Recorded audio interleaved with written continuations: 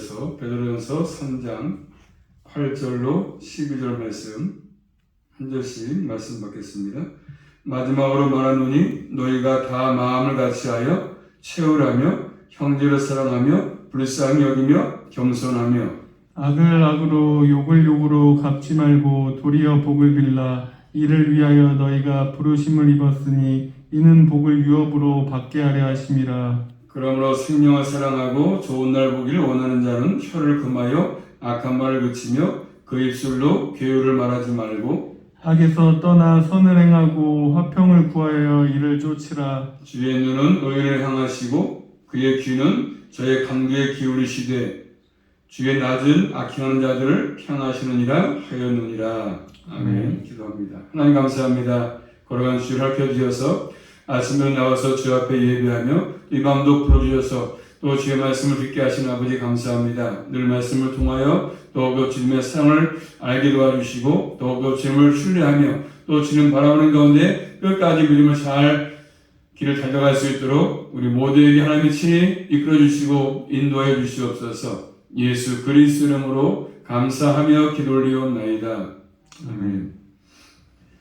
오늘 9절부터 읽어보겠습니다. 악을 행하는 사람을 말씀하는데 악을 행하는 사람들, 둘째로 악을 행하는 사람에 대해서 어떻게 대해야 되겠습니까? 이 세상은 문제가 없는 세상이 아니라 문제가 많지 않습니까? 살아가면서. 그렇기 때문에 항상 이 땅에는 악이 존재합니다. 악한 일이 있습니다. 또 우리는 이 땅에 살기 때문에 살아가면서 이런 악을 만날 수가 있는 것이잖아요. 그때 어떻게 해야 되겠습니까? 9절 말씀 볼까요? 자, 악을 만날 때마다 우리 예수 믿는 그리스도는 어떻게 할 것인가를 잘 말씀하죠. 9절입니다. 시작. 악을 악으로 욕을 욕으로 갚지 말고 도리어 복을 빌라. 이를 위하여 너희가 부르심을 입었으니 이는 복을 유업으로 받게 하려 하심이라. 아멘. 자, 우리에게 악을 행하고 또 욕을 하는 사람에 대해서 어떻게 대해야 된다고 말씀하죠. 이것은 불신자들의 비방일 수도 있고 때로는 교회 안에서 인할 수 있는 일이겠죠. 우리가 죄를 지어서 당하는 그런 의미가 아니라 그래서 그런 악이나 욕이 아니지 않습니까? 내가 잘 죄를 져가지고 당하는 그런 의미의 악이나 욕이 아닙니다. 자, 마태오 말씀 보시면 마태오 5장 말씀 보시면 산상보원에서 명문대에서 생각해 볼 수 있는 것들인데 우리가 이 땅에 살면서 악을 그렇죠 비방 이런 것들이 내가 죄를 지어서 당하는 그런 의미 악이나 욕이 아니고 마태복음 5장 10절 말씀 보시면 마태복음 5장 10절 11절 말씀 보십니다. 한번 시작. 그를 위하여 핍박을 받은 자는 복이 있나니 천국이 저희 것임이라. 나를 인하여 너희를 욕하고 핍박하고 거짓으로 너희를 거슬려 모든 악한 말을 할 때에는 너희에게 복이 있나니. 자, 그런 걸 말씀하죠. 그런 악이나 욕을 말씀합니다. 그래서 우리가 바로 소망 속에서 말씀하시는데 복이 있는 욕이 있다고 말하면 복이 있는 욕, 예수 있는 것 때문에 받는 욕, 그건 복이 있다고 말씀하십니다. 이런 상황 속에서 직면하면서 살 수 있는데 그럴 때 어떻게 할 것이냐가 필요하겠죠. 두 가지 원리를 말씀하죠. 첫째로 같은 값으로 갚지 말라. 같이 해서 같은 값 갚지 말라. 상대방이 악을 행한다고 해서 같이 악으로 행하지 말고 또 상대방이 욕한다고 해서 같이 욕하지 말라고 말씀하죠. 우리가 그들을 위협한다거나 또 그들의 죄악에 동참해서는 안 되는 것이죠. 자, 죄를 지을 수 있는 상황이지만 죄를 지어서는 안 될 것을 말씀합니다. 자, 신약성경 로마서 11장 19절 말씀대로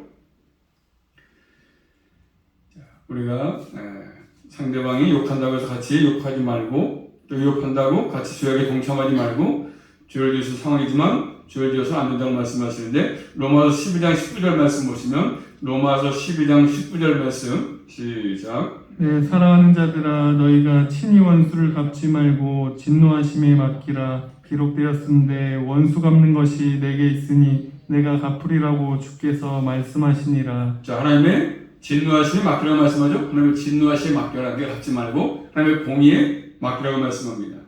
진리대로 공의대로 갚으시는 하나님께 맡기라고 말씀합니다.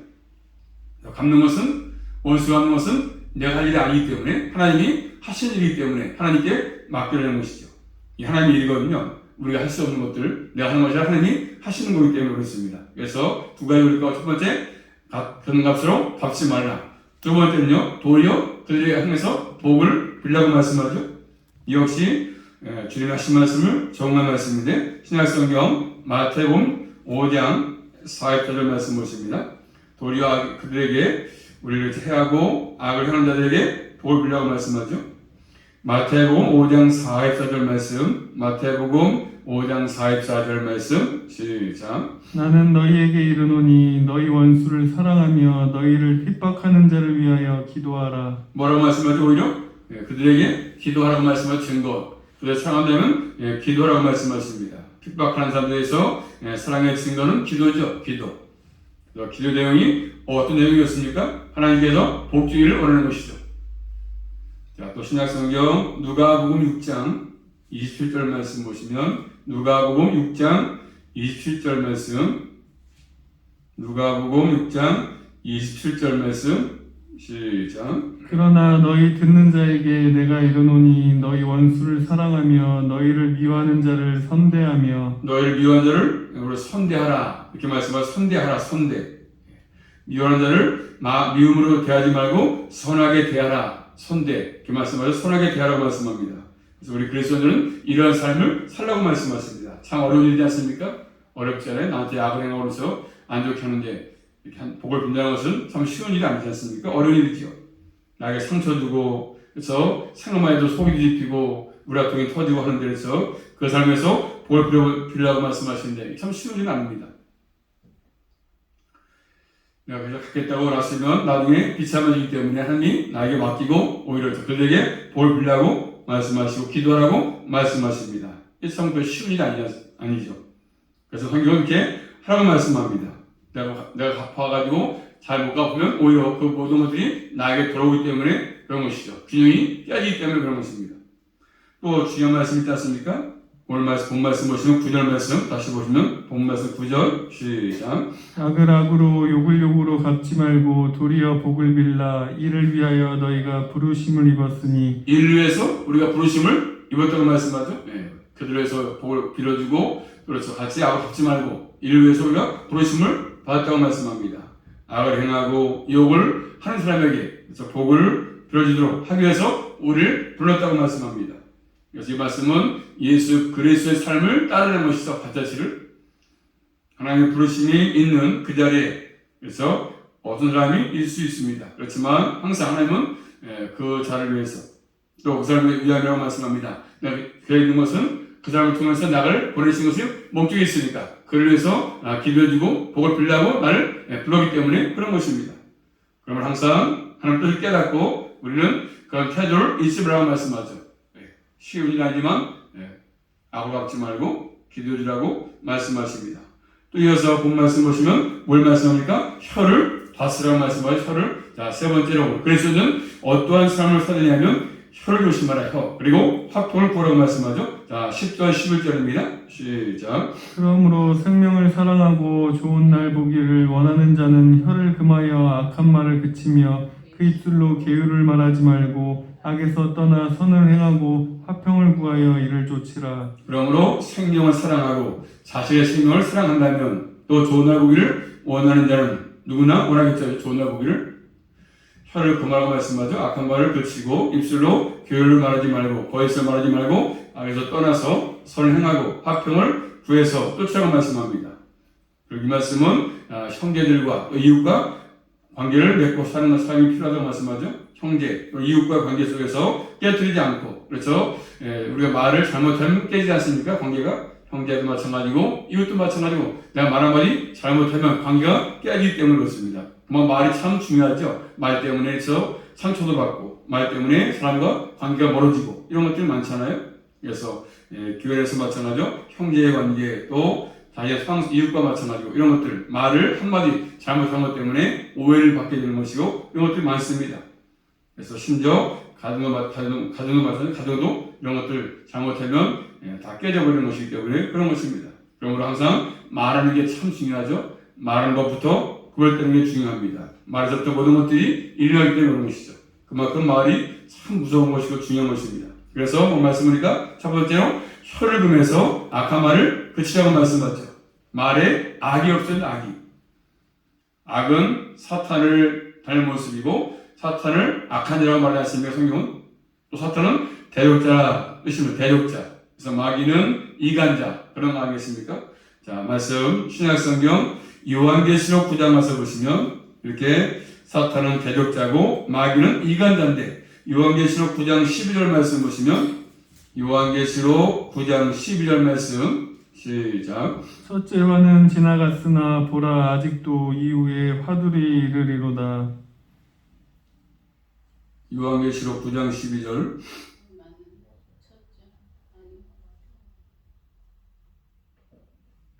9장 12절 맞아요?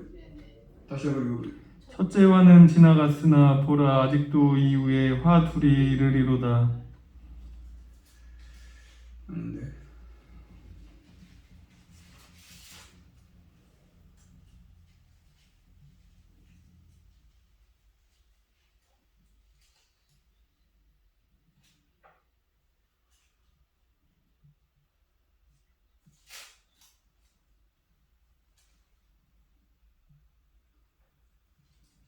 이걸로 나오는 게 있는데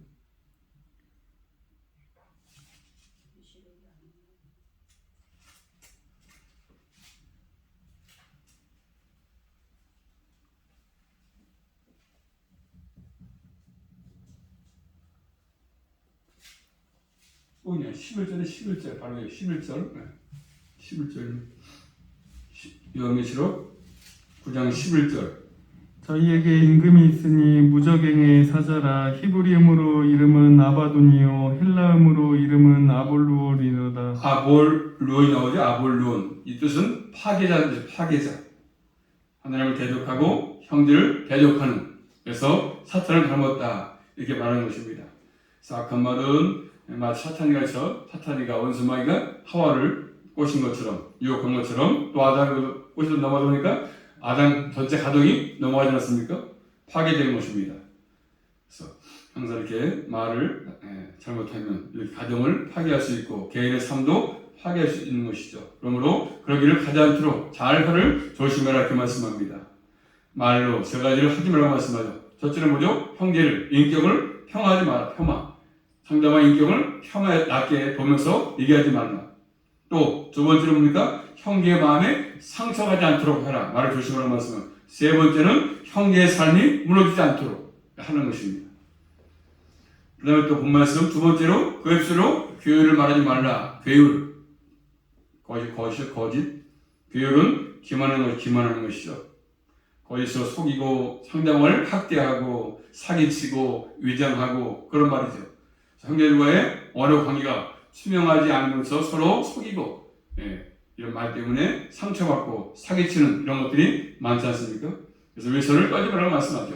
위선을 떨지 말고 말을 조심하고 형제에게 사기치지 말고 거짓말하지 말고 그런 것들을 하지 말라고 말씀합니다. 앞에서는 잘하게 하면서 뒤어가서 뒷담화 치는 거 있지 않습니까? 앞에는 그렇게 하는 거 얘기하지만 뒤어가 이런 것들 많이 있습니다. 그런 일을 하지 말라고 말씀합니다. 세 번째는요. 적극적으로 해야 할 일이 있습니다. 본 말씀 11절 말씀 보시면 악에서 떠나 선을 행하고 화평을 구하여 이를 쫓으라. 할 일은 뭐죠? 적극적으로 할 일은 선을 행하라. 화평을 구하라고 말씀합니다. 거기다 관심을 두라고 말씀하죠. 선한 삶에 뛰어들라고 말씀합니다. 그리고 화평을 구하는 삶을 살라고 말씀하십니다.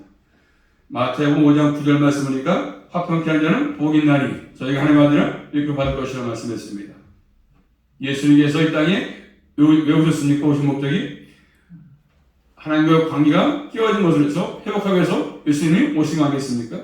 끼워진 관계 회복하기 위해서 예수 그리스도가 이 땅에 오신 것입니다. 화평의 핵심이죠.